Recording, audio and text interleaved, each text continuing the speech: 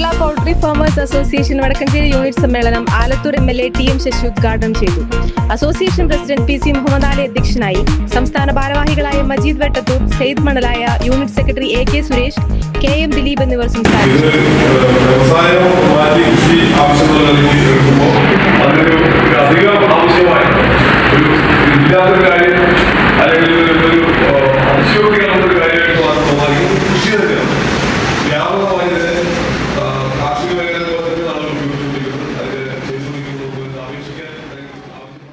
തുടർന്ന് association president PC Muhammad Ali സംസാരിച്ചു.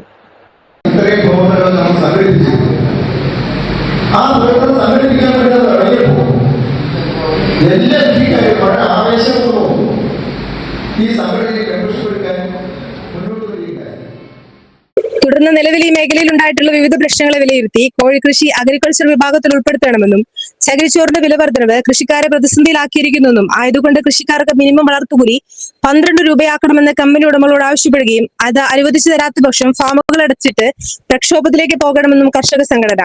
KPFA news Vadakkanchery.